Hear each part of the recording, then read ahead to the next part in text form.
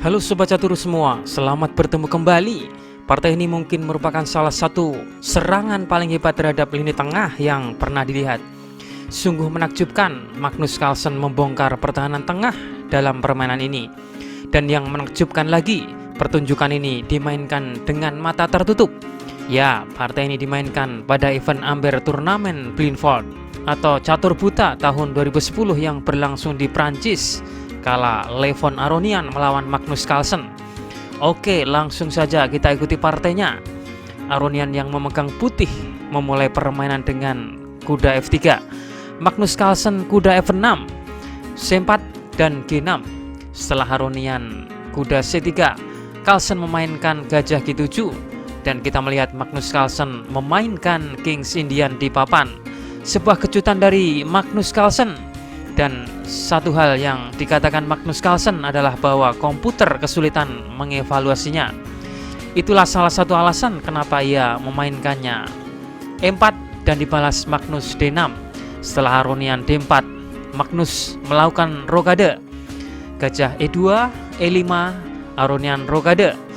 Dan sekarang kuda ke C6. Magnus mengejar pion D4. Tentu saja D5 dimainkan untuk memperluas ruang. Kuda menyingkir ke E7. Rencana hitam di sini sangat sederhana. Bagaimana ia memainkan dorongan F5 yang menyerang sisi sayap raja? Rencana putih adalah memainkan C5 yang menyerang sisi sayap menteri. Oke, Aronian memainkan kuda E1. Jadi kuda ini bisa pergi ke D3 yang mendukung dorongan pion C5. Setelah itu putih dapat memainkan F3 sebagai respon terhadap F5 milik hitam. Kuda D7 membuka untuk peluang dorongan pion F5 dan menambah kendali atas peta C5. Kuda D3, F5, dan sekarang gajah D2. Dan ini memberi hitam kesempatan untuk tergelincir pada kesalahan, seperti hitam memainkan F4. Karena apa? Karena setelah ini putih dapat memainkan gajah G4.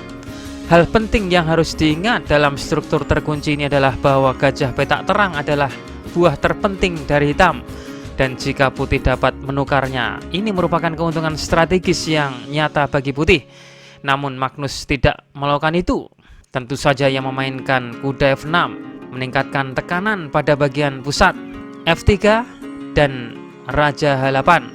Raja bergerak menjauh dari diagonal yang putih dapat melakukan ancaman. Selain itu, kuda ke E7 mungkin dapat menggunakan G8 sebagai peta untuk menjadi aktif. Namun di sini Aronian membuat gerakan yang cerdik, G4. Idenya adalah jika hitam memainkan F4, maka akan jauh lebih sulit bagi hitam untuk menerobos sisi sayap raja karena posisi yang terkunci dan tertutup. Atau jika terjadi pertukaran pion di sini, maka pion makan, maka putih akan tetap baik-baik saja di sini. Karena bagian di sisi pertukaran, putih akan mendapat banyak lebih ruang. Jadi Magnus melihat itu semua. Jadi ia memutuskan membuat langkah yang juga tak kalah cerdik, pion C6. Dan ini adalah awal dari tekanan hitam yang tiada henti pada pusat. Sekarang bisa dikatakan bahwa putih membuat langkah yang rentan di depan rajanya sendiri. Jadi daripada mengunci strukturnya, hitam akan mencoba membuat bagian tengah lalu menyerang raja. Menteri juga bisa ke B6 setelah langkah ini. Di sini Aronian bermain Raja G2, menghindarkan dari diagonal ini dan membantu mengendalikan pion F3. B5 menyerang dasar rantai pion putih, dan tidak ada cara paling mudah untuk mengambil kembali salah satu pion ini. Jika makan pion B5, maka hitam makan pion pusat D5. Atau jika makan pion C6, maka hitam yang malah berbalik mengendalikan pusat. Oke, kita kembali ke permainan.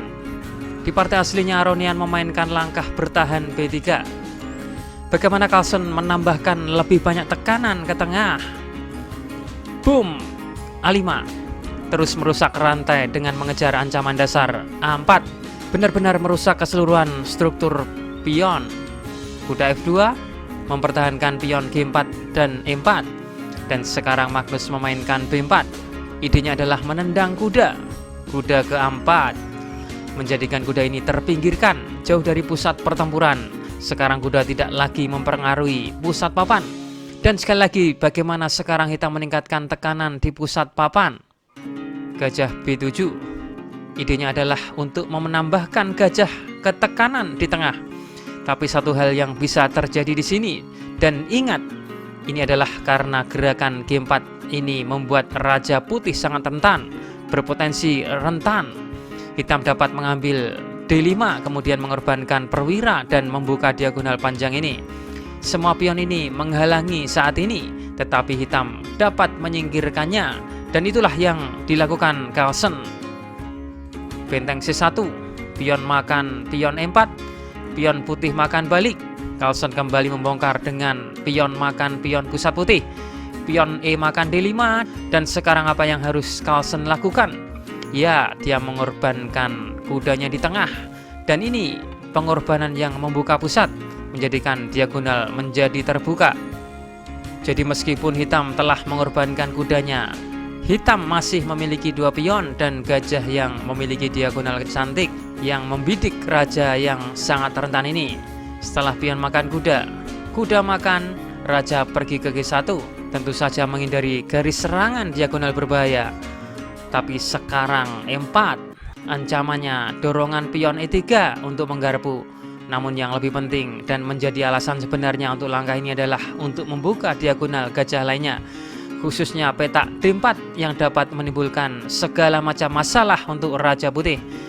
Tidak ada pilihan bagi putih selain harus memukul dengan kudanya. Gajah D4 skak, dan ini sungguh sulit bagi putih.